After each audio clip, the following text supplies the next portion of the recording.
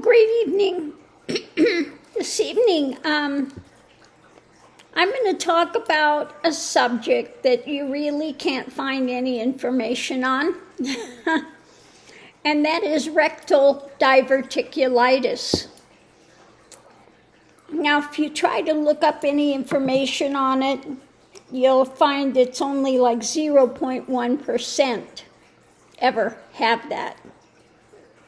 So even if you look it up online, the only thing you'll find out is you'll see that it says rectal diverticulitis is a true diverticulitis because all of the parts of the wall are engaged in it. Yet you'd have less pockets, but they're much larger. So, I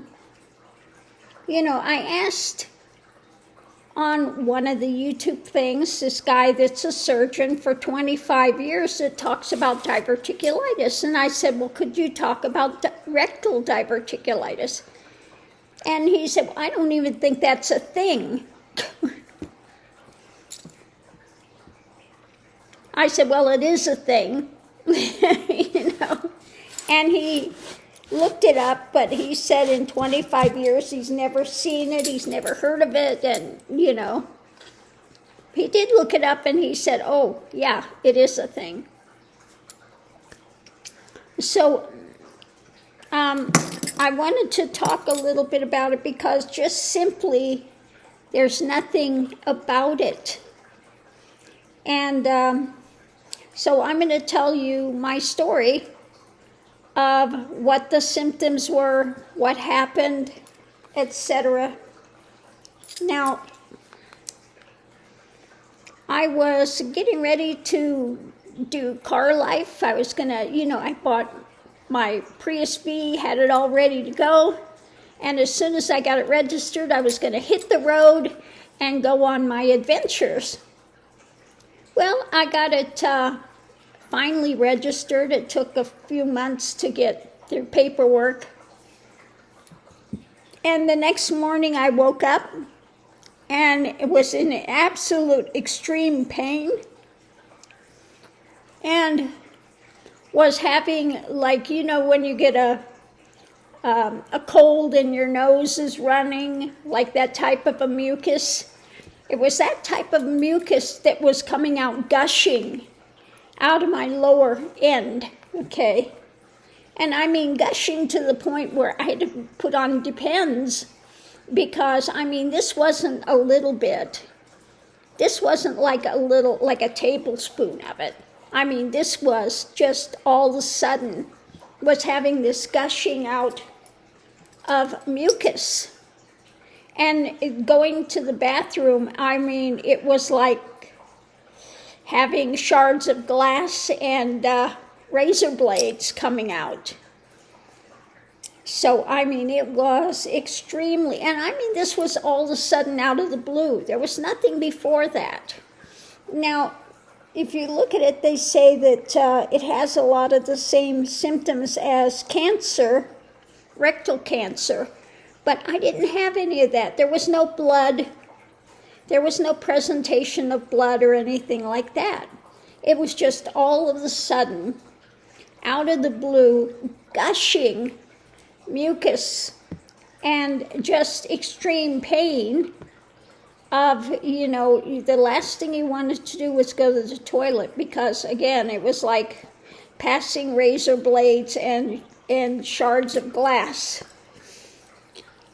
And so I went to see my doctor, and she sent me to the emergency room, and they sent me in to get a scan, and they came back and said, oh, you have diverticulitis. So they sent me home with a couple of weeks of antibiotics, heavy-duty antibiotics, and I was getting side effects from it, and I found out later that antibiotic can cause people to be paralyzed. Literally they lose the function of their legs. And I was having some, starting to have some really bad side effects of it. Well, it didn't help anything. So went to see my doctor again. She sent me to the emergency room again, and this time they put me in the hospital and gave me a number of days of, IV antibiotics, heavy-duty antibiotics. Again, they did nothing. They did nothing. They released me from the hospital, sent me home with more antibiotics yet again, and didn't touch it. I mean, absolutely nothing. So the next time the doctor sent me in yet again, and this time they hospitalized me. And the surgeon came in and said, we're going to have to do surgery. And of course, they make you clean out your bowels and do all of that in the hospital. And the doctor said, we're going to have to go in and do surgery. And so the doctor goes in and starts to do the surgery, gets in there, opens me up. He didn't do laparoscopic. He did, from stem to stern, totally opened up, and looked in the sigmoid where usually the diverticulitis is, and the sigmoid was totally clean. There was nothing there. No diverticulosis, let alone diverticulitis. It was absolutely fine, healthy, no problem. Then he found out that I had rectal diverticulitis. Thank God I have the surgeon that I had. And so he had to take out quite a bit of the rectum and gave me an ostomy. And when I came out, I read all the report of the surgery, that everything was friable, which means everywhere he touched it was bleeding inside, and they had to give me blood, and that one of the sphincter muscles, one side of it, was not able to be repaired. So I knew that later, if they tried to reattach things, I would have complications. So I decided to keep the ostomy after reading the report. And I was fortunate they sent it in and I didn't have any type of cancer. But it did take a long time to heal. And so the main thing I just wanted to say about the rectal diverticulitis, the antibiotics and things are not going to touch it. Absolutely not.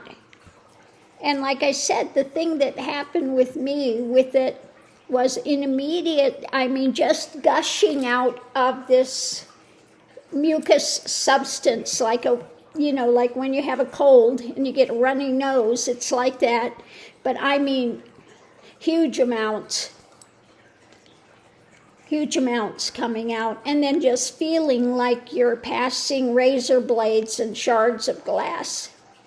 So that's how it presented here. Now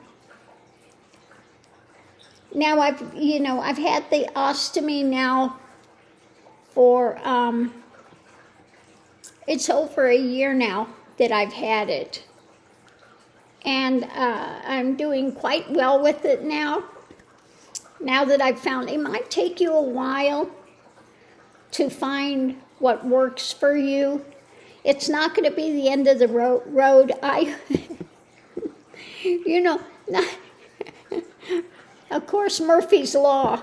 Just not too long before that, I don't know. I said, I don't know how people would live with an ostomy. I would never have that. I told my surgeon going in, do not give me an ostomy. I don't want an ostomy, But there was really no option. There was really no option. So I wound up with thing I said I would never have, and I opted to keep it in the end. So be careful what you say, because the universe may say, oh yeah, you think so? Let's just test that theory out. But yeah, no, I've had the ostomy now for over a year, and it's going quite well. Now, it took a while for my things to heal up, because the incision wasn't healing. It was not healing, and it took a good 6 months that I was fighting an infection, and I had to do packing and this and that, and it was, yeah, that was definitely a pain. It was definitely a pain, but it finally did heal, and it took a few months to find products that would work for me with having an ostomy. Now,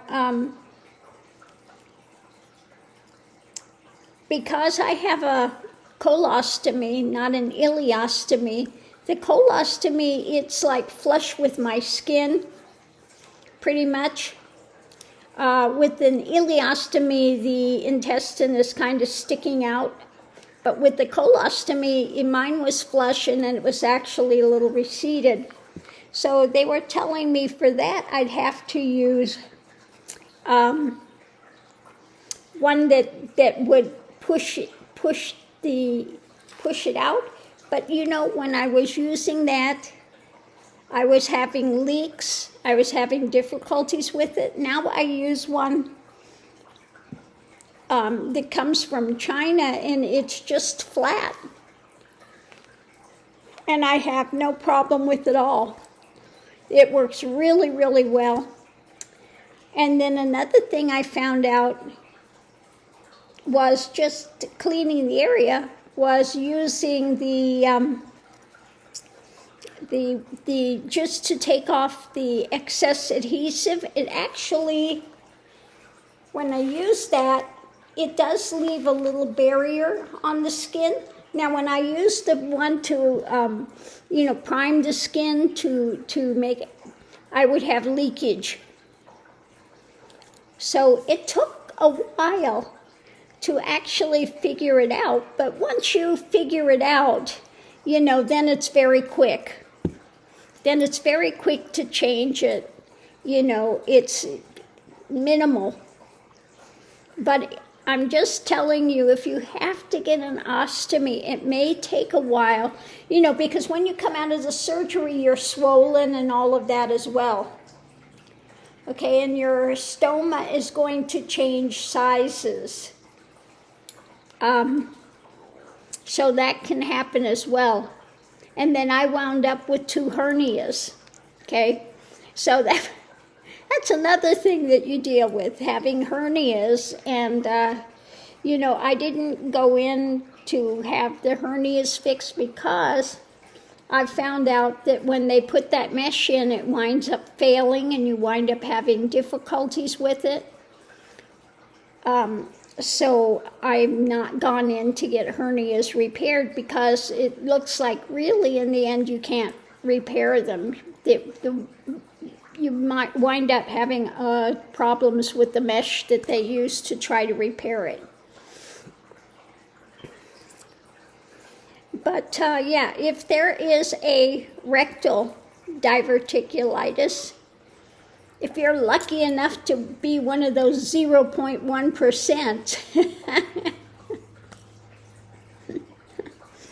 this is what you have to look forward to. They're going to take out quite a bit of your rectum area and put in an ostomy. Okay. So I just wanted to put that out there, because like I said, I even asked a surgeon that's been doing surgery for 25 years. He didn't even think it was a thing. I'm going, well, it is a thing. He said, I would have them do other tests first. I would not think, and then he looked it up and said, oh my God, it is a thing. And I told him about my journey, and he was like, oh.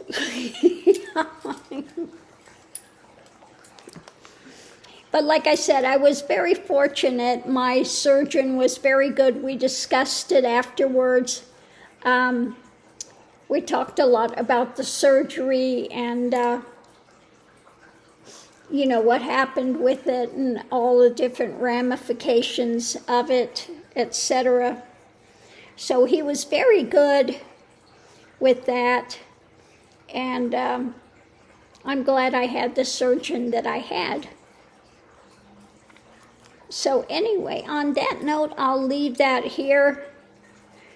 But I just thought it might be good to put that out there because it is such a rare thing. And they say that it's a true diverticulitis because all of the tissue layers are involved in it, whereas the regular diverticulitis, it's not all of the tissue layers that may be involved with it. Okay. And it says with the rectal diverticulitis, you'll have less pockets, like in a diverticulosis, but they will be much larger and fully engaged. So, and that it can present many times like a rectal cancer. So that's another thing that I found out. Although in my case, like I said, I didn't have any of the blood or any of that type of thing. But what I did have was that massive amounts of the mucus and the feeling like you're passing glass and, I mean, literally razor blades. So yeah, it's extremely, extremely painful.